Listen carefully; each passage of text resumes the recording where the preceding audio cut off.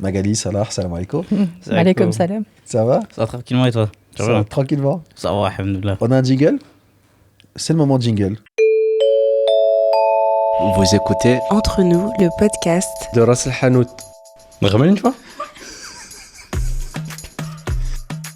Abonne-toi. Donc, merci de nous regarder pour ce 6e épisode de Entre nous. 7e. Merci Saskia. 7e épisode de Entre nous, c'est le podcast de Ras El Hanout. Alors, pour commencer, Magali, Salah, est-ce que vous pouvez vous présenter? Tu commences? Les femmes d'abord. Hein. Oh, bah oui, on est également un peu. Bon, Magali, donc tu as dit mon prénom, mon nom de famille c'est Mineur, je ne sais pas s'il faut le dire, mais c'est dit. Voilà, tu veux que je me présente au niveau professionnel ou même au personnel, niveau personnel? Voilà. Je viens d'être grand-mère. Félicitations. Voilà, c'est ce qui sort en premier. Félicitations. Je suis grand-mère d'un petit garçon qui s'appelle Marius, qui a 8 mois. C'est le soleil de ma vie pour le moment. Wow. Il me tire vers l'avant, c'est un truc de dingue. Bon, donc ça m'occupe pas mal. Et la puis, nuit aussi la nuit, le week-end, le jour, j'y pense tout le temps. À sa vie, après. Je croise des grands gaillards comme toi et puis je me dis, il sera comme ça un jour. Ah, je marcherai à côté de lui, il sera comme ça, c'est trop bien. Voilà, c'est un bonheur, quoi. Voilà. Et sinon, que dire? Je viens de Charleroi, je suis née à Charleroi. J'ai de la famille en Allemagne, quelque part, Berlin-Est, enfin du côté de ma maman. Et j'ai poursuivi mes études là. J'ai tenté l'université. À Charleroi. À Charleroi, Ah à oui. Châtellinault, oui, dans le Pays Noir, quoi. Je suis vraiment née au pied d'un terril. C'est vrai. C'est quoi un C'est terril? vrai. Ah, Quoi terrible. dit? Ouais. Oui. Tu sais, c'est les montagnes de suie de charbon. En fait, il y avait des mines de charbon avant et mon arrière-grand-père a travaillé dans les mines et je suis vraiment née au pied d'un terril, quoi. La maison était juste là. Donc, je suis très attachée à mon Pays Noir. D'ailleurs, c'est mon premier projet, ça a eu lieu là, mon premier projet artistique. J'ai collecté auprès d'anciens ouvriers mineurs. Et à cette époque-là, à Charleroi, il y a eu longtemps des puits de mines qui étaient ouverts, et notamment à Farciennes, au numéro 8, ça s'appelait. C'était le repère des bandits quand j'étais jeune, mais j'adorais. J'avais des amoureux là-bas. Enfin, en tout cas.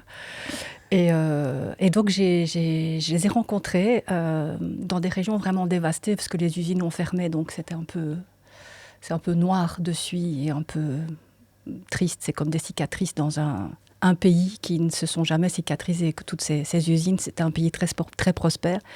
Mais ces hommes ont travaillé jusque presque dans les années 80. Et donc en 94, 95, quand je les ai rencontrés, ils étaient déjà âgés, mais il y en a beaucoup qui ont bien voulu me parler. Je les ai rencontrés dans la mosquée, à Mont-sur-Marchienne. Et ils m'ont ouvert les portes de la mosquée. J'étais très étonnée, mais on s'est vu beaucoup là-bas, on a filmé, on a fait des photos. Je les ai enregistrées. Et puis aussi des anciens ouvriers mineurs italiens, algériennes beaucoup. Algérien, okay. Moins le Maroc, mais plutôt Algérie. Okay. Il y avait un peu des deux. Ouais. Ils ont pris le relais des Italiens. Tout à fait. Et des Portugais, et des Espagnols. Ouais. Et des Belges en premier, en fait. Des Flamands. Ouais. Voilà, ouais. Flamands. Ouais. Voilà, et puis du côté de l'Italie aussi. Donc, voilà, j'aime bien mon Pays Noir. Je l'aime bien de l'appeler comme ça aussi. Parce que ça dit vraiment ce que c'est, en fait. C'est pas gris, c'est pas blanc, c'est pas rose, c'est noir. Okay. Dans tous les sens du terme. Mais c'est noir de la fête aussi, tu vois, de la nuit pour faire la fête. C'est des gens joyeux à Charleroi. Bon, ça, c'est pour le côté personnel. Et puis... Sinon, mon métier, au départ, c'était artiste de la parole. Enfin, j'essayais d'être artiste de la parole en travaillant avec la mémoire collective, justement, et les récits de contes de tradition populaire orale. Et puis, il se fait que quand Amadi, qui est le fondateur du Théâtre de la Parole, est passé à l'Espace Mag comme directeur, il nous a proposé, ma collègue et moi, puisqu'on était à 4 au départ, une toute petite équipe, de reprendre la codirection. Et on l'a fait, mais on est toujours 4. Donc, on co-dirige que nous-mêmes. Directeur de qui? Nous-mêmes et nous-mêmes. Moi. Voilà. Et puis, ça fait 25 ans que ce qu'il a fondé existe toujours. Donc, ça s'appelait à l'époque? Salim, tu sais bien où c'est. Ouais. C'est la maison du comte de Bruxelles, au départ. C'était aussi politiquement stratégique, puisqu'à l'époque, il y avait très peu de maisons qui représentaient ce métier-là. le conte de tradition populaire orale, la tradition populaire orale, les récits qui viennent de la nuit des temps. Et donc, pour implanter son existence, on s'est appelé Maison du Conte de Bruxelles. Mais une fois qu'on a pu changer de nom, et c'était devenu nécessaire en 2018, on a changé de nom et on s'appelle maintenant Théâtre de la Parole. Et c'est loin. Oui, c'est loin. Enfin, c'est pas plus loin magnifique. que Laken pour des gens qui viennent de... Ouais. Tu vois, qui viennent de Uccle, quoi. Ouais. C'est toujours relatif, en fait, les Exactement. distances. On Oui, nous dit, vous avez- c'est loin chez vous. Mais en fait, quand tu habites Uccle, c'est tout près. Moi, de Jean-Blou, maintenant j'habite Jean-Blou, c'est 40 minutes. De Charleroi, je mettais C'est 1h30. À Auderghem, dans une commune en Roche-Cloître. bordure de la Ouais. périphérie de Forêt de Bruxelles. Soigne. Moi, je suis de Forêt de l'autre côté, Soigne. Hein Je connais pas du Bah tout. oui, je sais. Non, mais la première fois, parce qu'on on a pas mal travaillé ensemble et on a fait des résidences, on a fait des ateliers, on a fait des représentations. Mais les premières fois, quand on a des rendez-vous là-bas, c'était expédition, quoi.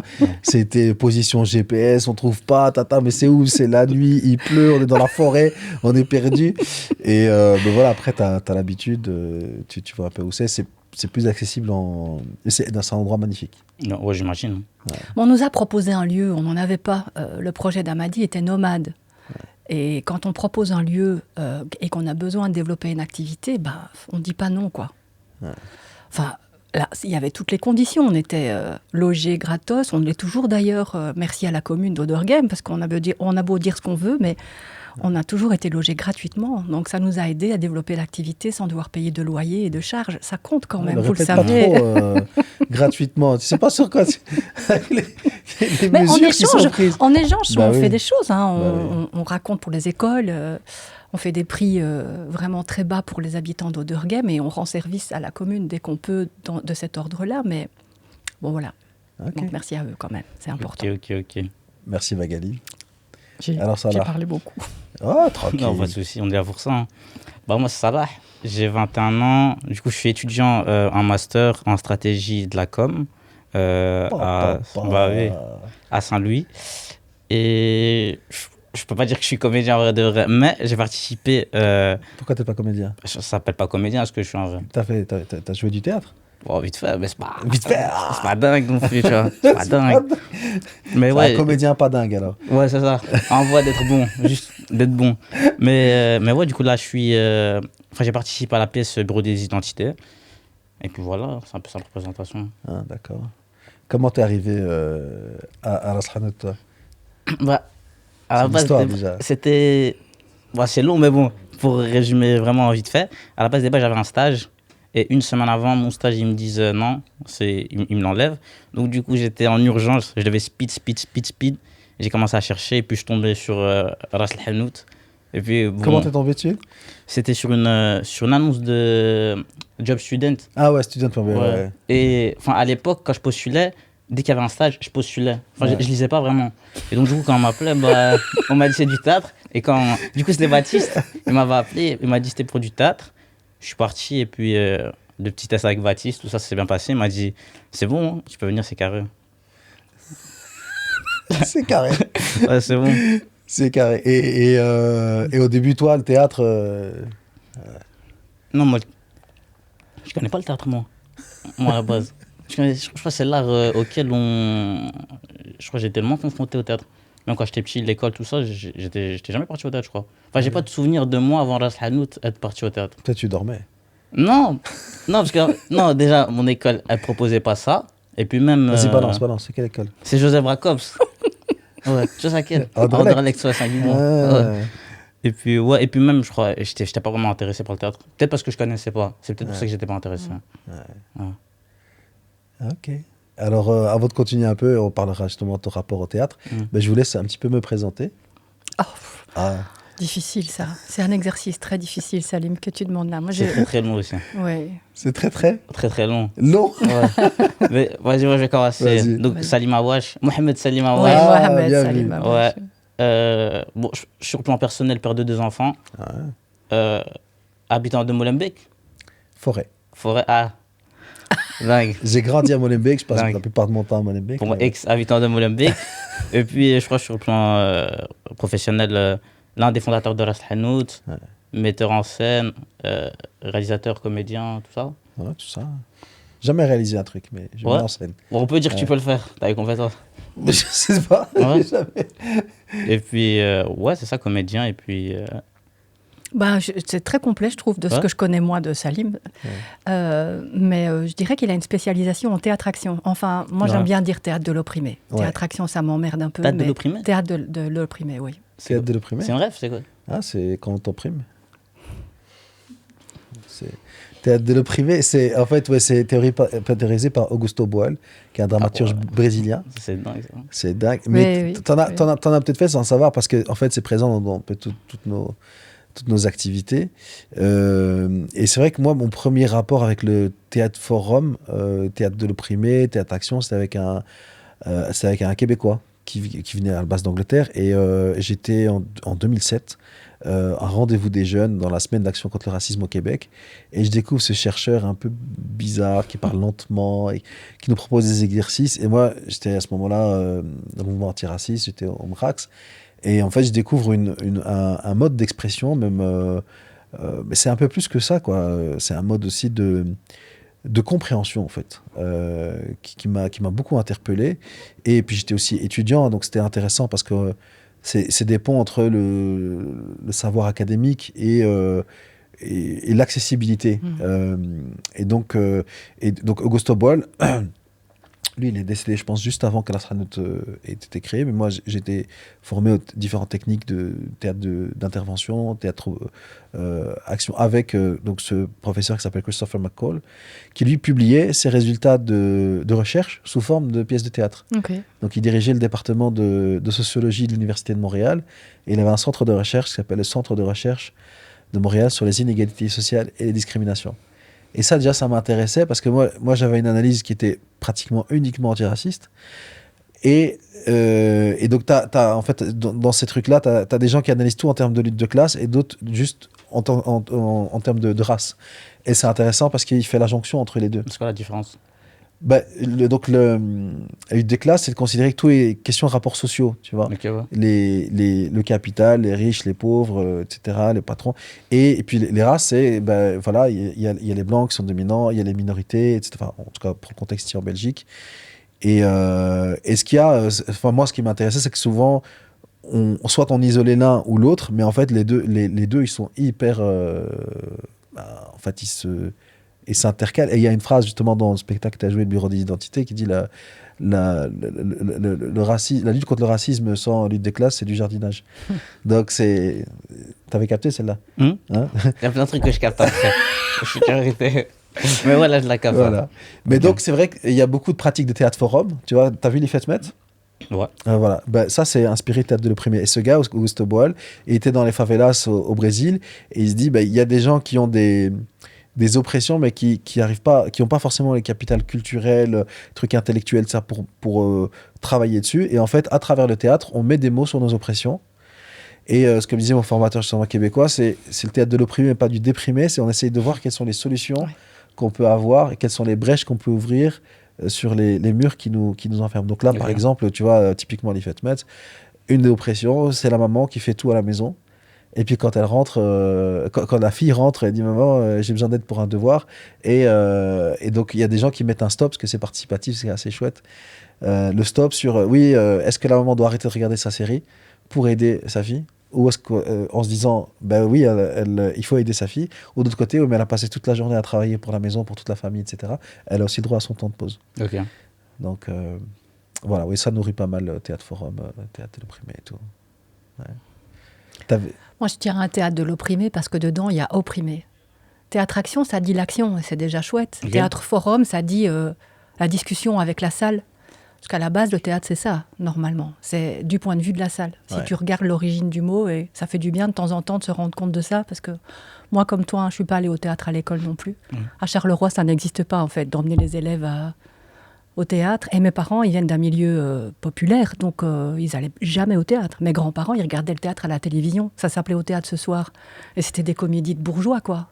De bourgeois, des comédies légères, tu vois, avec des claquements de porte, des entrées, des sorties, des bonnes qu'on appelait, qu'on engueulait quand elles ne faisaient pas bien leur job. Mais j'allais jamais au théâtre. Donc ma première rencontre avec le théâtre vraiment réel, c'est le théâtre de l'opprimé. Et j'ai été formée en tant que joker. On appelle le joker le comédien ou la comédienne, en tout cas la personne qui est sur scène avec les artistes et qui fait le lien avec la salle.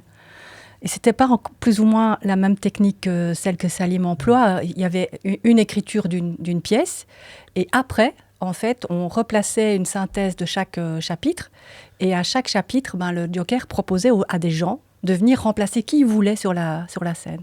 N'importe quel comédien, dans son rôle. Donc il devait, je sais pas moi, c'était le Noir Quart d'Heure qu'on avait joué. Donc c'était un conflit entre deux familles, une famille italienne, sicilienne et une famille d'origine marocaine. Et elle est amoureuse de lui, du jeune garçon avec la jeune fille. Mais le père sicilien, il est hors de question que la fille se mette avec un jeune Marocain. Et ça se termine par un meurtre. C'est inspiré d'un fait divers réel qui a eu lieu dans la région de Mons. Et l'auteur, Hamadi, était parti de ce fait divers-là. Et donc, à chaque morceau, les gens étaient invités à monter sur scène et remplacer la mère, le père, le fils. Et les comédiens sont formés à réagir avec les gens en fonction de ce qu'ils proposent comme argument, tu vois, mais sans craquer tout de suite. Il faut une faille à un moment donné pour que la solution puisse être trouvée. Et c'est arrivé que des gens trouvent une solution qui empêchait d'aller jusqu'au crime, d'aller jusqu'à l'assassinat. Mais presque souvent, c'était le crime, quoi. Les gens... En fait, le théâtre-action, il me semble, le théâtre de l'opprimé, ça se termine toujours de façon dramatique. Okay. Ouais. Dans ce que tu joues une première fois, en tout cas. Et l'idée, c'est justement provoquer du point de vue public en disant qu'est-ce qu'il faudrait faire pour qu'on n'arrive pas à cette extrémité-là. Voilà. Et c'est possible. Alors, quand tu ressors de là et que tu vois, après un truc aussi dramatique, qu'il y a une autre possibilité, tu crois en la vie à nouveau, quoi. Tu te dis, OK, tout n'est pas foutu, en fait. Il y a moyen, en se parlant, en faisant autrement, en disant autrement, ou stratégiquement. Tu vois, il y avait des jeunes, parfois, quand on jouait devant un public plus jeune dans les écoles, qui trouvaient des stratégies. Et nous, on disait, waouh, jamais on avait... Parce qu'on avait travaillé 3 mois sur toutes les stratégies possibles. Et ça, on n'avait pas pensé, quoi. Et il me semble qu'Augusto Boal, il intervenait aussi dans les usines, tu vois, où il y avait des manifs... où il y avait des grèves et tout ça, et où des ouvriers pensaient sérieusement à foutre des bombes, parce qu'ils n'étaient pas entendus. Et le fait d'intervenir à ces endroits-là permettait parfois d'éviter le pire, en fait. Et on voit, je suis d'accord avec toi, j'ai pas la culture du théâtre, en tout cas, j'ai pas commencé avec... Tu peux rappeler, avec... l'origine du mot théâtre ? Tu dis, c'est bien de s'en rappeler. Du point de vue de la salle. Ouais. Okay. C'est après, en fait, quand les bâtiments ont été construits, que le rapport public s'est fait d'une autre façon. Mais avant, au théâtre, on était en rond, en fait, pour faire du théâtre. On se voyait, comme maintenant. Ouais. C'est après qu'avec les bâtiments et le capitalisme et l'économie, on a fait des bâtiments, mais alors on est tous derrière les uns, derrière les autres. On voit que le dos de la personne qui est devant. Et c'est un rapport de pouvoir avec celui qui est sur scène. Tandis que le théâtre de l'opprimé... il met quand même en jeu le public, un peu comme dans la relation comptée, normalement. Et puis, le théâtre, à la base, c'est populaire. C'est dans l'espace public, c'est en plein air. Et le fait de le rentrer dans des lieux, ça l'embourgeoise aussi. À fond. Et puis, il y a des autorisations. Donc, le théâtre, c'est pas n'importe où, n'importe quand. C'est à des endroits spécifiques, avec des autorisations. Avec des sous. Voilà. Et donc, tout ça aussi... canalise d'une certaine manière. Ouais, c'est un entonnoir, quoi. Ouais. Et donc, il y a des tas de gens qui ne se sentent pas d'entrer. Ouais. Et c'est intéressant aussi le fait que tu dises que tu n'as jamais, comme Salah, jamais... tu n'as pas eu un rapport au théâtre à l'école ou quoi, parce qu'on peut avoir cette idée des fois, le théâtre, c'est un truc réservé pour les Blancs. Ouais. Et toi, tu as dit tout à l'heure, c'est pour les gens bizarres. Ouais. À la base, c'est ce que tu dis. C'est la priori que tu as là-dessus. Ouais. Et en fait, tu vois, c'est quelque chose de très bourgeois. Voilà. Tout à fait. Ça rejoint ce que tu disais avec les classes sociales. La lutte des classes, c'est aussi ça. C'est-à-dire que un blanc qui vient d'un milieu plus pauvre, de la classe ouvrière, c'est sûr, il aura toujours un avantage sur le même ouvrier qui vient d'une origine étrangère, ou en tout cas où ça se voit sur sa figure. Ça, c'est clair. Il aura peut-être des papiers. Mais il n'aura peut-être pas accès au théâtre plus que l'autre personne, quoi. Oui, bien sûr. Ça va, ça là? Non, ça va, je suis là, j'écoute attentivement, c'est intéressant. Raconte-nous un peu ton rapport au théâtre. Comment il a un peu évolué avec ton parcours chez Las Hanout, parce que tu as fait un stage en communication sur un sujet que à la base tu te dis que je connaissais pas. Ouais. C'est plus que tu connaissais pas, c'était en mode c'est vrai que j'ai pas vraiment cherché à comprendre. Initialement, moi le théâtre, j'ai toujours vu ça comme la peinture ou la danse. C'est des trucs rien à voir avec moi. Ou du moins j'ai jamais prêté attention. Mais vraiment parce que juste déjà de par les gens que je fréquente, personne ne connaît le théâtre ou personne n'en fait. Et puis même, c'est pas quelque chose qui m'intéresse vraiment. Et puis même, je connaissais pas le théâtre. Pour moi, c'était plus, tu vois, Shakespeare, tout ça. Et c'est en fait justement avec Ras Al Hanout, je me rappelle exactement, ma première pièce de théâtre que j'ai vue, c'était To Write My Life. Ouais. Et je sais pas si je me rappelle. T'es choqué. Ouais, dingue. Ouais, c'était dingue. Kairi et Hafsa, en fait, c'était trop fort parce que moi, ce qui me choque, c'est que Kairi commence à parler. Elle parlait quoi? En Peul. poulard. Ouais. Poulard, ouais. Moi, j'entends du peul. Je dis, oh, elle est folle. Après, c'est Hafsa. Pourquoi non, parce que c'est dingue. En plus de ça, c'était où? C'était au KVS. Ouais. C'est-à-dire théâtre flamand. Genre, moi, quand j'arrive devant ça, je me dis, non, c'est dingue aussi. Enfin, tu vois, il y a tout un truc qui fait que. Il y a un certain cadre, tu vois, et que tu penses pas forcément à pouvoir entrer dans ce cadre. Et pourquoi tu dis c'est fou? De parler Peul sur scène? Ouais. Bah, personne parle Peul sur scène. Enfin, je sais pas, tu connais une autre pièce qui parle Peul sur scène. Et puis Darija aussi. Et puis il n'y a pas que ça, il y a aussi l'italien, l'espagnol, l'anglais. Et puis ouais, et directement après, je me rappelle, j'étais parti chez Salim, je lui ai dit, tu sais quoi, même moi je vais faire une pièce et je vais parler Peul sur scène. Ouais. Pour faire comme elle. Parce que j'avais trouvé ça fort, tu vois. Ouais. Et Et puis. pourquoi tu veux parler Peul? Peul, parce que. Peut-être parler un peu de ton identité, parce que tu dis. Ouais, j'aime pas parler d'identité. Vous Ah, avez trop ça, identité. T'es un quart quoi, un demi quoi, Un tiers, je suis à 60% vite fait. Bah, moi, initialement, moi, je suis marocain, moi, Ouais. tu vois. Mais j'ai quelques racines d'Afrique de l'Ouest, tu vois. Ouais. Mais des fois, ça se voit, des fois, ça se voit pas. Ça dépend avec qui je porte, tu vois. Mais ouais, je trouvais ça fort. C'est peut-être ces racines-là qui ont fait que c'est remonté. Ouais. Mais ouais, j'ai trouvé ça fort, tu vois. Ouais. Et du coup, ouais, après ça, je me suis dit, bah vas-y, même moi, je vais faire du théâtre. Et c'était quand, je me rappelle qu'un jour après ça, j'étais parti chez Salim et je lui ai dit, écoute, j'ai une pièce de théâtre. J'ai envie de faire ma pièce de théâtre, tu vois. Et je me rappelle, c'était aux 4 saisons. Ouais, Tu ouais. vois. C'est-à-dire, on était en train de manger. À table avec plein de Ouais. gens comme ça, ils m'enchaînent. Ouais. Et moi, qu'est-ce que je t'ai dit? J'étais un peu enchaîné aussi. Ouais, c'est dingue parce qu'en fait, à la base, je lui propose une idée initiale et il me dit, ok, c'est cool. Et je lui dis, est-ce que tu peux m'aider? Il me dit, ouais. Après, il me dit, pourquoi tu veux faire ça? Après, je lui explique. Après, il me fait, mais pourquoi? Mais encore. En fait, on est passé du point A, c'est-à-dire mon idée initiale, à un point auquel, en fait, j'y avais jamais pensé. Ouais. Et donc, du coup, c'est à partir de là, il m'a dit, Mais c'était en toi, quoi. ouais, c'était en moi, mais je l'avais pas vu comme ça. Ouais, exactement. Tu vois. Ouais. Et après ça, il m'a dit, ok, là, il y a matière à faire. Moi, je veux bien. Et après ça, il m'a dit, mais est-ce que tu sais jouer? Je lui ai dit, bien sûr que non, je sais pas jouer. Enfin, j'ai jamais fait ça. Bien sûr que non. Et il m'a dit, enfin, je lui ai dit, j'ai pas besoin de jouer si c'est pour parler de ma vie. Enfin, je sais pas, tout le monde peut jouer sa vie, tu vois, c'est pas dingue. Tu te rappelles pas? Ouais. Après ça, tu m'as dit quoi? Tu m'as dit, non, c'est pas comme ça. Tu m'as dit d'abord, inscris-toi à un atelier et après, on en reparlera. Ouais. Et donc, c'est ce que tu as fait. Enfin, ouais, c'est ce que j'ai Parce qu'à fait. ce Ouais, je me atelier, suis ouais. inscrit à un atelier, du coup, et après, on en a pas reparlé. Enfin, C'est un petit. ouais. Mais ouais, j'ai fait. T'as faim. Non, j'ai fait, non, mais t'as j'ai fait, fait, ok, j'ai ok. fait, ouais. Donc, c'est ça un peu l'histoire avec le théâtre. C'est une belle histoire. Ouais. hein. Merci. Merci. Et toi, Magali, du Peul sur scène, t'avais déjà vu? Tu fais ça? Je trouve ça génial. Ouais. Non. Moi, tout ce que j'ai pu aborder comme autre langue sur scène, c'était le wallon. C'est de la triche. Bah, pourquoi tu dis ça?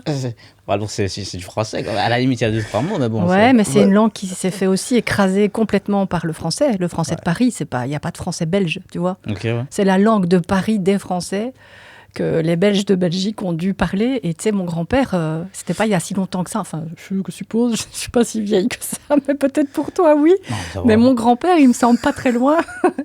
Et donc, en fait, il était puni à l'école quand il parlait le wallon. On Ok. lui mettait un marron avec tous les picots dans la main. On lui demandait de tenir ça toute une journée quand il avait le malheur de parler le wallon. Il y avait des punitions corporelles, quoi. Et c'était un bruxellois? Non, c'était un Carolo aussi, ok. tu vois. Ouais. Mais c'est très important ce que dit Magali, parce qu'en fait, de toute la Belgique, et Bruxelles en particulier, c'est, voilà, maintenant, la lingua francois, c'est le français. Tout le monde doit parler français, mais il n'y a personne qui parle français à la base en Belgique. Hein. Non. Ils parlent wallon ou flamand. Ouais. Un des dialectes wallon, un des dialectes flamands. Et imagine-toi, toi, tu parles d'Alija. Et imagine-toi, à chaque fois que tu parles d'Alija, on te donne un marron avec des picots. À l'école, en tout Et cas. tiens-le toute la journée. Ouais. Mais c'est fou, hein. Et c'est quoi? C'est plus. Mais c'était il n'y a pas si longtemps, tu vois, j'ai 57 ans. Bon, c'est pas il n'y a pas si longtemps que ça. Ouais. Mon grand-père, il est mort quand j'avais 20 ans. Et donc, c'était il y a un siècle, quoi. Enfin, 100 ans, quoi. C'est pas non plus au Moyen-Âge, tu vois. Ouais, ça doit pas de ouf, quoi. Pour lui, c'est Non. le Moyen-Âge, je crois. Après, j'en entends parler une fois. T'as vu la vidéo avec les dinosaures, là, Ouais, t'es né en ouais. 1900. Ça date, hein, dis-moi ça. mais on juge pas vraiment. Le siècle Ouais, mais passé. déjà, non, mais pour mes enfants aussi, t'es né avant 2000, c'est oh, Ben oui, oh, ben ouais. oui, t'es à ben oui. l'époque, tu vois.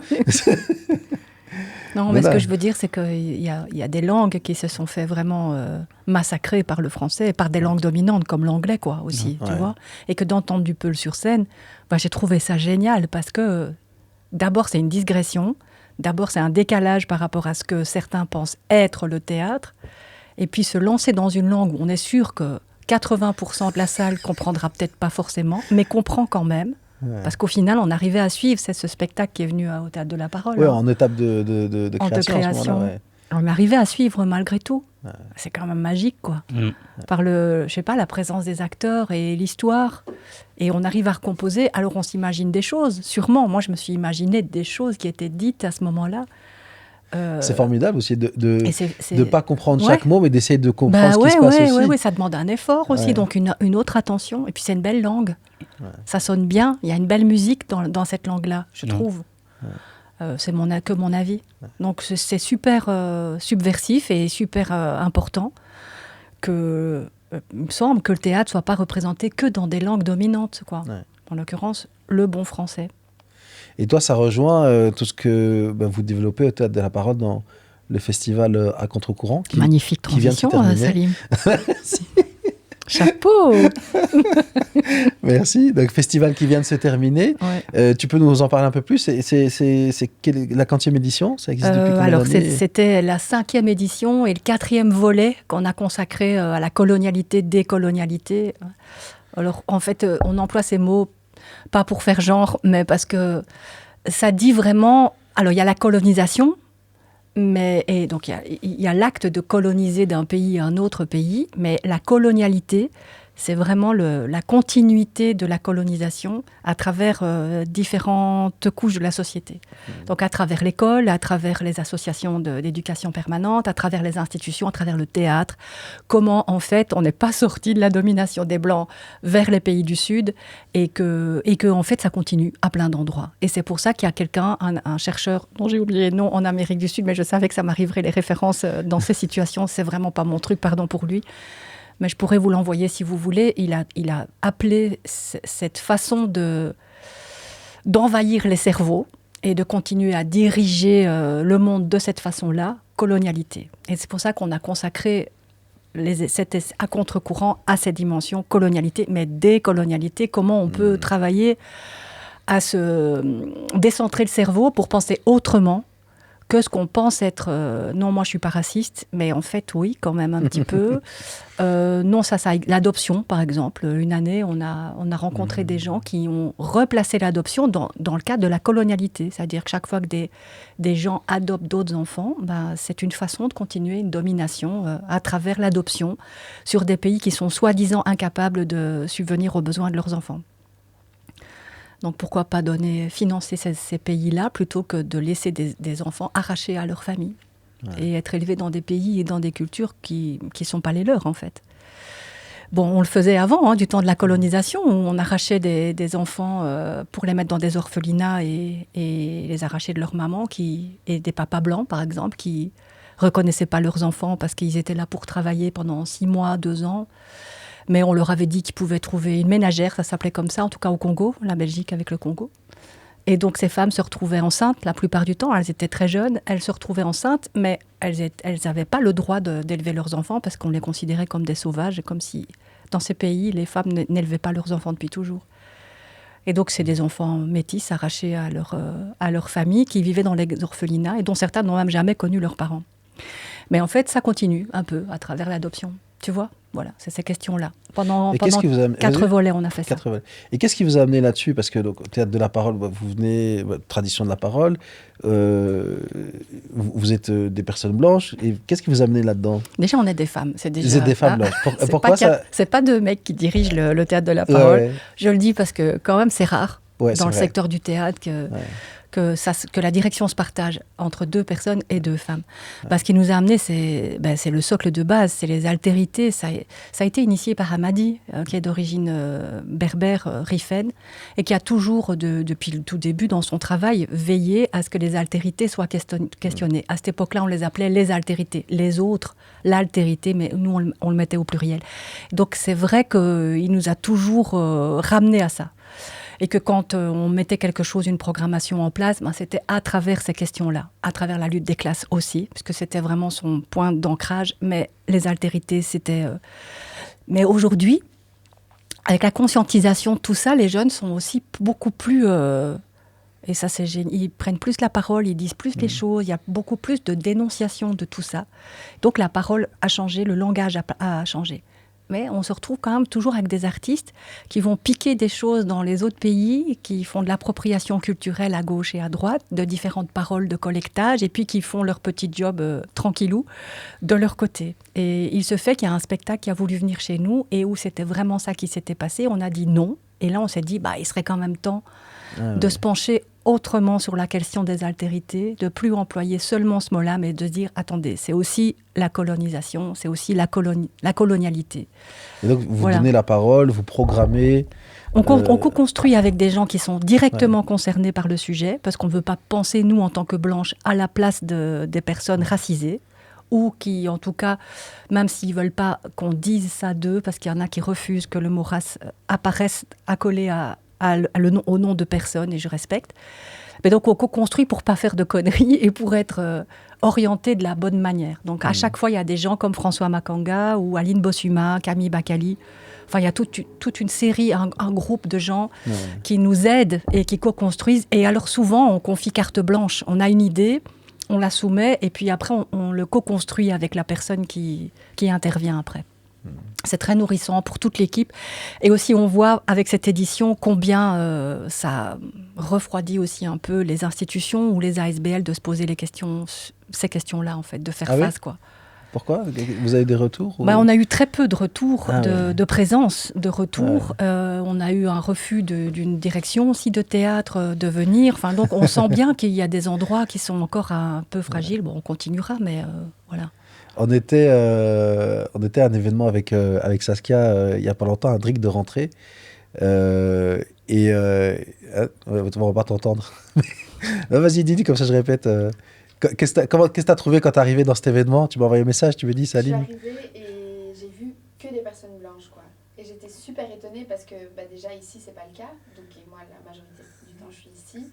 Et en fait là je me suis vraiment fait la réflexion que la culture elle parle d'inclusivité et d'inclusion, mais en fait c'est encore très blanc, quoi. Et c'est ça qui m'a vraiment choquée, en fait, c'est que sur papier on est ouvert, on est inclusif, mais en vrai ça manque, quoi. Il me dit c'est que plein de personnes blanches qui parlent d'inclusivité. Donc il y a un truc, c'est... Mais déjà ce mot est à questionner, quoi. Tout, inclus de quoi, où, comment. Je sais pas, il y a des tas de jeunes comme toi qui... C'est quoi, la 6e, 7e génération ? Bon, à un moment donné... Et ça, c'est vrai que c'est des trucs qui questionnent jusqu'à quand... En fait, pour moi, il y a la question de l'essentialisation, en fait. Parce que pour moi, c'est pas un problème, par exemple, de me dire, je suis d'origine marocaine. Le truc, c'est que, en fait, si je suis d'origine marocaine, d'autres sont d'origine française, d'autres sont d'origine machin. Et donc, c'est ça que je veux dire. En fait, c'est souligné comme quelque chose de toujours un peu exotique, étranger. Alors qu'en fait, tout le monde a une identité de quelque part, et c'est de pas voir aussi ce qui est la norme. Et c'est vrai que nous maintenant on dit théâtre citoyen musulman, et je dis mais en fait nous c'est beaucoup d'autres lieux qui devraient dire nous on est des théâtres bourgeois et blancs, et sauf qu'ils l'assument pas parce que on sous-entend tout ça à travers le théâtre, et c'est quelque chose à déconstruire. Ouais. Vas-y, je t'en prie. On s'en fout, non ? Hein ? Est-ce que ton micro il est bien mis ? Non, ça va, hein ? Vas-y. Vas-y. Enfin, je disais, on s'en fout en vrai. Vas-y, explique. Je sais pas s'ils veulent pas, faut pas les forcer, tu vois. Ouais. Enfin, je veux dire, ça se débrouille très bien sans eux, donc... En fait, il y a ce truc... Moi, effectivement, ces derniers temps, il y a beaucoup de trucs On dit, tu sais quoi, on abandonne. En Ouais. fait, quand tu as des gens que tu as invités 2-3 fois et qui viennent pas, machin, il y a des gens, ils répondent pas, et tout d'un coup, ils répondent. Et je sais que, bah, tout comme nous, en fait, même dans des grandes institutions, et les gens, ils sont débordés, ils n'ont pas le temps, et ils ont envie, mais ils n'arrivent pas, ils sont distraits, il y a plein de choses. Et donc, ça, je comprends et j'accepte, mais tu as des gens, tu sens qu'en fait, ils te prennent de haut, quoi. Oui, ils détestent. Ouais, et donc ça, clairement, je perds plus mon temps avec. Ouais. Ça, clairement, il y a des gens, tu te dis, mais en fait, ça sert à rien. Et de l'autre côté, tu te dis, mais en fait, le secteur, et nous compris, mais est financé avec de l'argent public, avec des missions de service public. Et c'est là où tu te dis, mais en fait, c'est pas normal que des lieux fonctionnent. Je sais même pas si c'est encore le cas maintenant, mais je vais prendre l'hypothèse. Ça serait pas normal que des gens fonctionnent juste en vase clos avec toujours les mêmes artistes et qu'ils soient pas un peu plus ouverts sur ce qui se passe. Moi, j'ai l'impression, je prends l'hypothèse, parce que j'ai l'impression qu'il y a quand même dans beaucoup de lieux, il y a une conscience, il y a une conscientisation, et qu'il n'y a aucun lieu qui dit moi, je vais travailler qu'avec mes potes et on va travailler dans le même réseau. Dans la pratique, c'est pas forcément. Il y a une ouverture dans la parole, dans les discours, mais dans la pratique, pour moi, ça suit pas forcément à la hauteur de la parole. Je sais pas si vous ressentez ça aussi dans les programmations. Moi, un truc tout simple, hein, je prends juste les équipes de programmation. Voilà, par exemple. Et quand tu vois sur beaucoup de lieux, tu vois un peu, c'est vrai, on parle de diversité, et tu vas la trouver tout en bas, à la comptabilité et à l'entretien. Ouais. Donc, c'est là où je mets en question. Et donc, pour moi, cette question-là, elle arrivera quand on pourra avoir plus de personnes à la programmation et en diversité. Pour moi, c'est tout. Hein. C'est les gens, c'est le niveau social, c'est les origines, et puis sans me parler des états d'esprit, etc. Mais non, pas simplement au niveau des personnes qui vont jouer, parce que quand tu joues toujours sur la direction d'une personne qui met en scène, mais même aux personnes effectivement qui écrivent et aux personnes qui mettent en scène, quoi. J'ai l'impression qu'il y a le rythme d'ouverture, il est tellement en deçà de ce que représente Bruxelles, en fait, avec 170 nationalités. Avec C'est vrai que si tu regardes le théâtre, c'est pas Bruxelles. Hein. Le théâtre, c'est pas Bruxelles. Ouais, en vrai de vrai. En vrai de vrai. Ouais. Je vois ce que tu veux dire, tu vois. C'était récemment, là, j'étais parti voir... Enfin, j'avais écrit théâtre Bruxelles. Parce que ça faisait longtemps que j'avais pas fait de théâtre, j'avais pas regardé un peu. Enfin, j'ai jamais fait ça, en vrai, tu vois. Mais c'est vrai que en regardant les trucs qui étaient proposés, je me suis dit, je vais pas y aller. Ouais. Ouais. Pourquoi ? Encore une fois, c'est très bizarre, tu vois, ce qui était proposé. Enfin, quand je dis bizarre, comprenez bien, c'est juste que ça me parle pas à moi, Ouais. tu vois. Mais... Ouais, tout comme des trucs qu'on va proposer nous, Ouais, c'est on ça. va parler à d'autres personnes, parce que c'est pas... Mais il y a plus eu de trucs bizarres que de trucs qui auraient pu me plaire. Ouais. Donc Mais ouais. il Et y a... bizarre, c'est... Bizarre, c'est ce qui me parle pas. Ok. Ouais, je préfère Ok. dire bizarre que... Bah Après, oui. ça a pas c'est pas une connotation négative. Non, hein. non, non, non. Bizarre, c'est juste quelque chose que je Ouais, comprends ouais, pas et ouais, où ouais. j'ai pas nécessairement Ou envie qui te d'y parle aller. pas, quoi. Ouais, ouais. C'est ça. Ah, putain. Bah ouais, bah il faut voir les programmes des conservatoires. Hein. Je connais quelques jeunes qui sont passés par là. Ma fille cadette aussi, elle a 30 ans maintenant, elle a fini, mais bah, quand je voyais les cours qu'elle recevait, c'est que des auteurs blancs, occidentaux, des hommes, la plupart du temps, et ils sont encore vraiment dans le classique, la plupart. Après, je dis pas qu'il n'y a pas des profs qui sortent pas un petit peu, mais c'est pas le socle qui est présenté comme ceux qu'on doit connaître en sortant du conservatoire. C'est les grands classiques, quoi. Ouais, Ouais. souvent. Donc, s'il n'y a pas d'autres auteurs, s'il n'y a pas des gens qui écrivent magnifiquement, mais qui viennent d'autres pays, qui sont étudiés, comment on peut demander après à des comédiens blancs ou de s'intéresser spontanément? Oui, après, il y en a qui le font parce que dans leur parcours personnel, ils sont sensibilisés par ça. Ou, je sais pas, tombent amoureux de quelqu'un qui vient d'ailleurs, d'un autre pays qu'ici en Belgique, bah, tu t'intéresses autrement à la culture de cette personne. Et là, peut-être, tu te dis, ah, mais tiens, c'est vrai, je n'ai pas rencontré d'auteur de ce pays-là quand j'ai fait mes études. Mais sinon, spontanément, tu reçois une matière, bah, tu prends la matière. Donc là, déjà, au démarrage, il y a un gros souci. Et après, dans les équipes théâtre, Bah nous déjà, hein, c'est vrai il y avait Amadi quand il travaillait avec nous, mais il était en minorité, hein, on était 3 blanches et lui tout seul. Donc déjà, il a subi du racisme, lui aussi, à cette époque-là déjà. Et on subissait en plus le retour de Manivelle, parce que comme on était 2 femmes et que, j'ai pas honte de le dire, c'était notre maître, c'est-à-dire qu'il nous a transmis les outils vraiment de la tradition populaire orale, le répertoire et les outils pour faire ce métier-là. Et donc pas maître dans le sens maître à genoux, hein, mais il avait une expérience, un savoir, un savoir-faire qu'il a transmis très généreusement, mais de l'extérieur, en fait, on était traités de sbires, quoi. Tu vois, les deux idiotes qui n'ont rien dans la cervelle et qui font tout ce que le maître ou le gourou leur dit de faire. Donc, il y avait un genre de truc inversé. Donc, lui, il subissait du racisme et en plus, il savait que son équipe était pas trop valorisée parce qu'on avait l'impression qu'on faisait que ce qu'il nous disait de faire, parce qu'on ne peut pas, en fait, travailler correctement avec quelqu'un qui vient du Maroc, qui est rifin, qui est la direction du Théâtre de la Parole. C'est pas possible en tant que blanche. Ouais, ça rentrait pas dans les cerveaux des gens. Mais on se rend compte, dans le secteur du conte, en tout cas, qu'il y a très peu de gens qui font ce métier et qui viennent d'autres pays, en Belgique en tout cas. Parce que sinon, il y a plein de conteurs partout, dans tous les pays. Oui. Mais en Belgique, il y en a très peu. Oui, Ouais. il y en a très peu qui s'inscrivent dans les modules qu'on propose.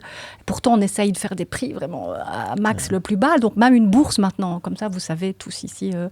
Il y a une bourse qu'on a pu décocher à la fédération, à la COCOF, pardon, et qui nous permet en fait de payer les frais de quelqu'un que ça intéresserait. Il y en a eu quelques-uns, mais pas beaucoup. Mais c'est vrai, tu as parlé des conservatoires, ou en tout cas des écoles.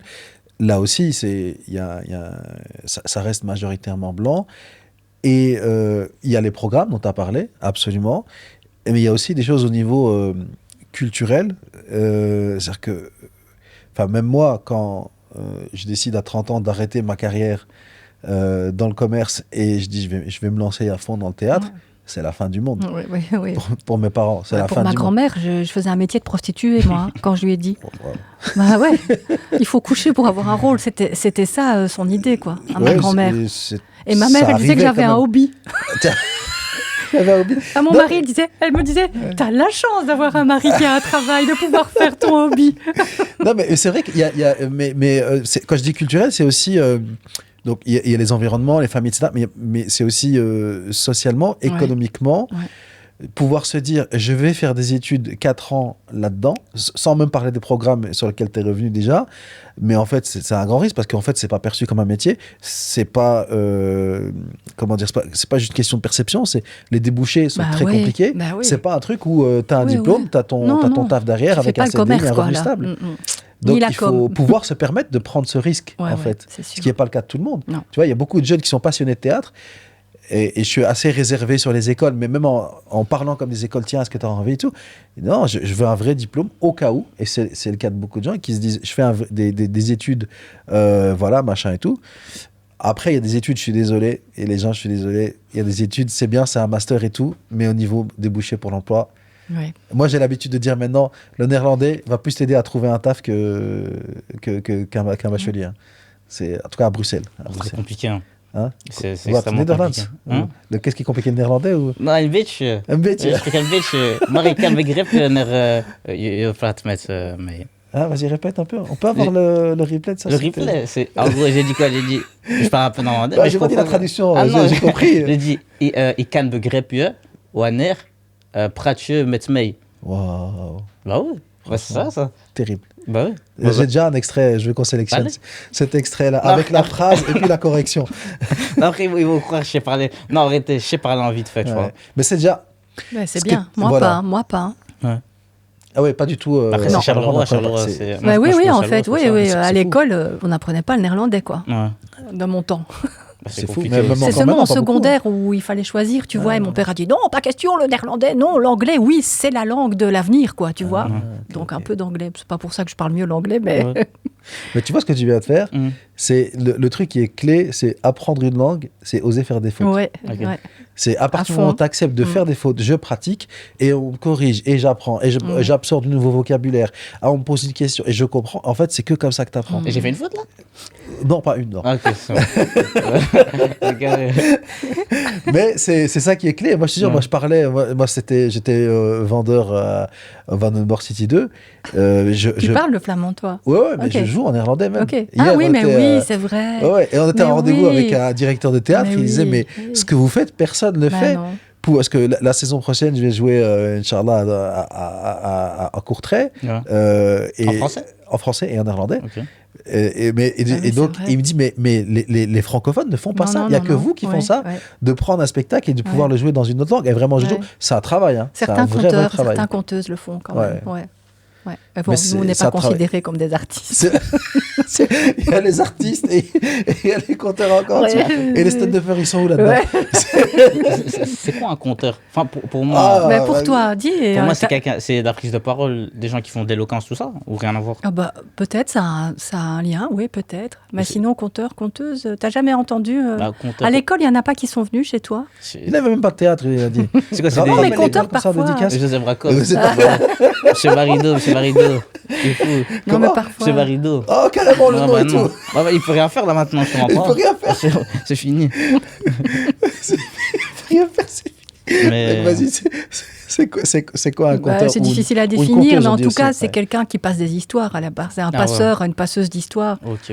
C'est pas un écrivain ou un auteur, c'est quelqu'un vraiment qui raconte une histoire qui a été écrite par plusieurs personnes, en fait. On ne sait pas qui. Ok. Mais je sais pas, je prends l'exemple d'un truc qui passe en dessin animé qui a été repris par Walt Disney, Blanche-Neige. On ne sait pas qui a écrit Blanche-Neige. C'est un mélange de plein d'histoires que des gens se sont racontées à des veillées en passant d'une région à l'autre, parce que en faisant du nomadisme, les bergers aux endroits où ils allaient chercher les bêtes, où ils les revendaient, le commerçant qui vendait des trucs et qui se racontait des histoires, et puis ça passait ailleurs. Et c'était ça le métier de conteur, de conteuse, en fait, de Ok. raconter des choses. Et aujourd'hui, c'est un peu différent. Puis il y a différents types de conteurs. Les conteurs de Marrakech, sur la place, d'abord, c'est toujours un homme, et il raconte des récits très précis de légendes et d'épopées, tu vois, qui glorifient un peu les guerriers arabes ou berbères. En fait, il y a une prosodie et une façon de parler très particulière, avec parfois même des vers. C'est presque de la poésie. Et puis, il y a la conteuse de la maison, en fait. Il y a la maman qui met ses deux mains sur ses cuisses, ou bien qui dit à ses petits de venir et qui raconte des histoires un peu différentes, les contes merveilleux. Ouais. Hodja, tu connais? Joha. Oui, Non. Joha, tu connais pas? C'est quoi, c'est une émission? Non. c'est un personnage. Non, je connais pas. Nasreddin Hodja. Non, je connais pas. Au Maroc, t'as jamais appris Joha? Gérard. Peut-être si tu me Gérard. dis l'histoire. Oui, mais je suis sûre que tu en connais. T'as déjà entendu. Il y en a plein de versions. Ouais, il y en a Ah ouais, il y a plein. une que j'adore. Donc, en fait, c'est Nasreddin Hodja, comme tu l'as dit. Donc, et ça vient plutôt Turquie. d'Asie, même plutôt Ouais, d'Asie, ouais, même, Asie. parce qu'il y a des liens avec Tamerlan, etc. Et, tout. Et puis, ça a voyagé vraiment jusqu'à l'Est, tout le parcours méditerranéen. Et donc, nous, au Jusqu'en Maroc... Sicile. Oui, tout à fait. Ouais. Comment il appelle Joffa. Joffa. Ouais. Ah, excellent, Ouais. excellent. Peut-être faire un projet en Sicile cette année. Non, mais Et au on a Maroc, déjà comment on travaillé compresse sur ce tout, personnage. Il est vrai génial. Ouais. Ouais. On dit du Shah. On ne sait pas s'il était fou ou s'il était sage, en fait. Mais il Ouais. avait toujours une réponse à tout. C'est un peu les deux. Oui, Moi, je dirais parce qu'il y a une forme de c'est un peu- sagesse, oui. mais de savoir populaire. Avec une en fait, de folie, sagesse quoi. populaire, Ouais. Puis il n'avait pas peur de l'autorité non plus. Hein. Il y allait fort, quoi. Vraiment. Il y en a une que j'aime bien. C'était Joha, il a un grand turban. Et il y a quelqu'un qui vient le voir, lui dit Joha, tiens, ça c'est une lettre en persan. Parce qu'à ce moment-là, le persan, c'était la langue même de l'administration, même des États musulmans, etc. Il dit j'ai une lettre en persan, mais je ne sais pas la lire. Et Joha, il prend la lettre, il dit mais moi, je ne sais pas lire le persan non plus. Il dit quoi? Avec ton grand turban comme ça, tu ne sais pas lire le persan? Alors Joha, qu'est-ce qu'il fait? Il prend son turban, il lui met sur sa tête, il dit allez, tiens, lis maintenant. Et donc, ça démontre, tu vois, l'absurdité Ok, ouais, que la pluie connais fait pas. pas le moine. Comment? Non, je connais pas. Ouais, il y en a plein. Demande à tes parents, tu Il y en vois. a plein. Ouais, c'est Il y en a très drôle, je plein. demande à ma mère. Ben, ouais, je suis sûre. Il y en a toujours bien une qui traîne quelque part dans la famille. Ah ouais. Une blague, quoi. Ça- Et tu parlais de colonialité et là tout de suite de Jam Al-Fna à Marrakech, dont je reviens. J'étais là il y a quelques jours. Ok. Et donc, à un moment, on se donne rendez-vous à un endroit. Et l'endroit, c'est rue Lieutenant ou Colonel Lamure. Je sais plus. Et je dis, c'est quoi? Je dis, on est à Maroc ou à Paris ou c'est quoi ce délire? Et je regarde, je cherche. Et en fait, ce gars-là, c'était un gars qui faisait partie de l'armée française, Ouais. qui a, on appelait ça pacifié, le Maroc. Donc, Ok. donc qui combattait les tribus berbères amazirs. Donc, en fait, au Maroc, tu as des rues au nom de gens qui ont tué des Marocains contre des tribus qui résistaient contre eux. Quoi. Ouais. Et c'est encore tout à fait mais glorifié. Mais même la place du français, là-bas, Ouais. c'est encore... Il y a des gens aussi... la place du français. Tu as aussi des gens de nostalgique de la colonisation française. Avant, avec les Français, c'était bien. Maintenant... voilà. Mais même, tu as la place du français, que c'est vraiment... Ça, c'est l'intellectuel, l'élite, etc. Et tout. Et même dans l'éducation, etc. C'est encore très, très présent. Et c'est là où tu te rends compte, OK, la décolonisation, officiellement, elle a eu lieu, mais après, tu peux regarder culturellement, politiquement, Ça laisse des traces. Hein. économiquement. Ouais. Et pendant longtemps. Ouais. Et pourtant, au Maroc, c'était, entre guillemets, que un protectorat. C'était que 44 ans, mais ça laisse fait des traces de dégâts fou. quand même, ouais. Ici, on a connu l'occupation. D'ailleurs, c'est ça qui m'a marqué. On a connu l'occupation pendant 4 ans ici, de la Belgique, des Allemands. Mais imagine si c'est pendant 44 ans ou encore comme en Algérie, Alors, on 132 ans. C'était pas marqué tant que ça. Quoi non? Enfin, ce qui reste des Allemands d'avant, il reste Ouais. plus rien, hein. Ouais. C'est pas Bien comme sûr, la ouais. France, Mais imagine si ça avait duré Ouais. 10 fois plus longtemps ou 20 fois plus longtemps, tu vois. C'est ravageur. Hein. Hein? Oui. C'est Ouais. très ravageur. Ouais. Mais un des trucs qui est resté, c'est l'heure, L'heure des... le fuseau horaire. Ok. Et c'est depuis l'occupation Ah, allemande. ok. qu'on Je savais est- pas ça. Ah ben oui. Ok. Comment ça, l'heure? Et on est sur le fuseau horaire continental. D'accord. C'est-à-dire... Parce que le plus logique pour nous en Belgique, c'était d'être avec sur le même fuseau horaire que le Royaume-Uni en fait. Ok. Ok. Quand tu regardes la latitude, là, tu vois en fait. Et ça, c'était un des trucs qui a été imposé par les Allemands qui est resté. Ouais. Après, il y a des enfants. Ça, c'est la suite de l'occupation allemande. Ouais. Il y a des enfants un peu partout qui Ah, ont des bah. origines allemandes. Vous en avez? Ma grand-mère, c'est le fruit ok. de ça. Ouais. Ok. Dingue.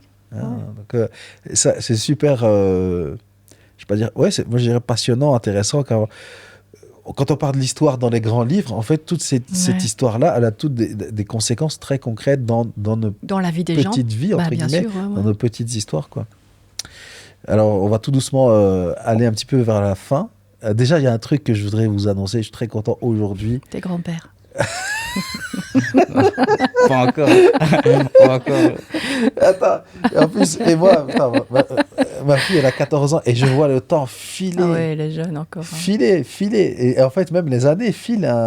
C'est incroyable. Hein, donc, ce que tu dis. Enfin, moi, par exemple, c'est vrai que je me suis marié à 22 ans. Ouais. Ma femme avait 19. Oui, moi j'en avais 23. Ah, voilà. Ouais. Tu vois, donc rien que quand tu dis ça, c'est truc. Non, mais la grande nouvelle, c'est pas ça, c'est que voilà, les travaux enfin ont commencé. Ouais, Entre le moment où on youpi. a Félicitations. voilà, les travaux de rénovation de l'épicerie, notre bâtiment à Molenbeek, puisqu'on est ici à la crèche, et notre bâtiment à Molenbeek s'appelle l'épicerie. Toi, tu l'as jamais visité, je crois. Si, je l'ai déjà visité. Ah ouais? Ouais. Là, tu étais venu avant alors? Ouais, Non, j'étais encore là-bas quand Ok. c'était en pourparlers, je crois, pour les, Ah, ok. pour les trucs. Très Enfin, bien. pour les travaux. Voilà, donc des grands travaux. Donc ça, c'est grande étape. Le remplacement de la toiture, une nouvelle salle de théâtre, puis toute l'architecture intérieure qui est refaite, meilleure isolation, machin et tout. Donc j'espère que on pourra vous accueillir à partir de la saison prochaine là-bas, mais je ne sais pas exactement quand. C'est un Inch'Allah. grand stress. On n'a pas encore tout le budget. C'est un budget déjà au-dessus d'1 million au total. Bah oui. Mais il nous manque encore un petit peu. Combien? Combien? Je crois 50. 50. Pas euros. Hein. Oh non, j'ai capté. J'ai capté. On parle en cas ici, tu Ouais, vois. ouais. Et on a J'ai lancé capté. en décembre une petite campagne qui était franchement très très chouette pour proposer aux gens de financer un siège.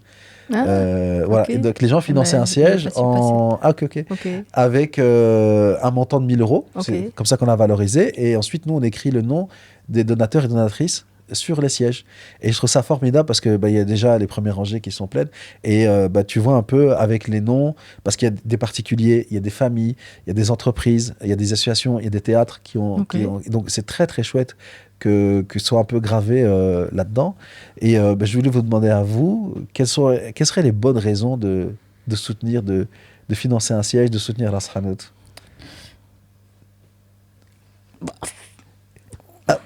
C'est fort, C'est fort, c'est c'est vas-y. fort. Non, moi je pense pour, Ton avis, ouais. pour ceux qui veulent me voir plus tard, tu vois. Pour les gens qui. Attends. Dis ça face caméra. Voilà, tu parles aux gens. Si vous voulez me voir plus tard, Non, si vous voulez voir plus tard, Inch'Allah, si vous voulez voir la pièce à laquelle je parlais avec Salim, bah faut financer. Et puis non, c'est fort puisque ça. Tu vois, mine de rien, le théâtre, ça permet aux jeunes comme moi de voir autre chose, tu vois. Et je trouve ça fort. Et puis, il n'y a pas grand monde qui le fait, donc, va dire payer, hein, je dirais directement. Ah, ok. Carré. Magali, tu veux dire quelque chose? Il a dit tout ce qu'il Alors, fallait dire. Ouais. Alors, on a toujours la déduction fiscale, ça c'est un truc que je n'avais pas encore dit. Donc, quand on verse 1 000 euros, donc on peut se cotiser évidemment. Quand on verse 1 000 euros, on peut récupérer 30% Ok. via les impôts. Intéressant à dire, en effet. Info. Voilà, je vous laisse un petit mot de la fin. Ah ouais, non, juste avant, il ne faut pas que j'oublie. Ah, j'aurais dû le dire au début. Il faut s'abonner là sur Spotify, c'est vrai qu'il faut YouTube s'abonner. et tout. Et nos prochaines actus, je suis un peu enrhumé. Donc là, le mois de mars, il est un peu calme, c'est Ramadan, mais on enchaîne fin mars. Donc le 24 mars, on a À la prochaine Mama au Brass. Ensuite, on a le 26 et le 27, on sera au Piano Fabrique, où là, on aura un petit festival de théâtre forum, théâtre de l'opprimé, avec Equality Work in Progress, l'IFET Med, tu dis quoi toi. Le 28, une autre pièce de théâtre forum aussi, ça, on sera à XL. Et le 29, on sera au Jacques Franck pour l'IFET Med. Donc, Bien. c'est une bonne Super. semaine bien chargée. Super, ouais, c'est bien. Et Et- ensuite, on sera à l'atelier 210. Ouais. Du 11 au 18 avril pour une carte blanche que nous a proposé Ok. l'atelier 210. Ok. Nous, du coup, on en fait une carte non blanche pendant une semaine. Donc, chaque jour, il y aura un spectacle différent. Et voilà, mais pour ça, Et en mai en mai. Ouais. Vas-y. En En mai, il y mai. a quoi? Vas-y, il y a quoi en mai? Ouais, Raconte. en mai, à quoi Hein? Moi, en mai, je prends du travail, je prends le boulot. Moi, Tu en mai. reprends le boulot. Bah oui. C'est quoi le boulot? Boulot, je me rappelle plus trop de la date exacte, mais bureau des identités. 23-24 mai, si je dis pas de bêtises. Ouais. Saskia, tu vérifies. Bureau des identités en mai. C'est où? C'est ici à la crèche. C'est ici, à la crèche, c'est tout. Voilà. On aura Ok. aussi La famille ça compte, qui est un La spectacle famille, ça compte, d'atelier. Où là, on va parler des contes, Ok. des contes familiaux. Et, ils ont aussi écrit des Ok, contes. ok. Donc il y a tout un panorama de contes qui ont été écrits. On a de quoi faire 3 spectacles. Donc voilà, les trucs de quoi on va parler. On parle de Johar, Aïcha Khaddisha, tu connais? Ouais, Ah, voilà. Ouais, moi aussi, je connais. Donc il y aura plein de belles choses qui bien. seront là. Et après, quand est-ce qu'on va vous retrouver à l'épicerie? Ça, je sais pas encore. On va dire Inch'Allah. Bah, là, il y a le choix quand même. Hein. Ouais, Mm. franchement, plein de belles choses. Ouais. Au côté théâtre de la parole, qu'est-ce qu'on peut voir prochainement? Bah, on a des podcasts sur Spotify aussi, pas en images, mais en son, Super. qui ont été faits avec plein de publics différents. Donc ça sonne bien. Je trouve que c'est encore dynamique et chouette à écouter. Puis ça donne une autre image de ce que c'est que le conte, où on pense parfois que c'est quelqu'un qui s'assied devant le feu avec un chien à ses pieds, à pieds nus, et avec des petites clochettes, mais c'est pas que ça. Voilà. Et sinon, on a différents spectacles jeunes publics jusqu'en juin, mais en juin-juillet, on a le festival Parole de Résistance. Là, il fait beau, c'est dans la forêt, c'est Super. encore chouette de C'est venir en nous plein faire air un petit coup. Ouais, il y aura des trucs en plein air Fantastique. aussi, ouais, avec concerts, musique, enfin, il y a plein de choses, quoi. Fantastique. Voilà. Et il y a François Bégodeau qui vient le 4 juillet. C'est un auteur militant de gauche français assez décapant. Et voilà, j'ai vraiment hâte. Tu connais Salim, Non, ce pas trop. qu'il écrit? Ouais, Regarde un peu, je ça va te regarderai. plaire, je crois. Ok. Voilà, vous êtes les bienvenus pour venir l'entendre. Et ça, c'est quand? Le 4 juillet. 4 juillet. Ouais, on termine avec lui. Très bien. Ouais. Ok. Juste un petit mot de la fin, si vous voulez regarder une caméra, dire voilà comment, ou peut-être nous, si vous n'êtes pas obligé. D'ailleurs, comment vous êtes senti, qu'est-ce que vous en avez pensé, un petit mot de la fin. Bah, franchement, c'était très très cool. Ouais, pour Enchanté moi d'avoir aussi. fait votre connaissance, Madame Magali. Moi aussi. Madame Magali, Salim, je connais depuis. comment va-t-il l'agneau? Toujours. Bah non, franchement, très content, première fois. Et puis, un grand merci à vous. hein. Toujours Merci sympathique. à vous. C'était vraiment intéressant. Ça a passé super vite. Merci Ouais. pour l'invitation. Avec grand plaisir. Merci. Merci beaucoup à vous et à bientôt. Ouais, à Salam bientôt. alaikum.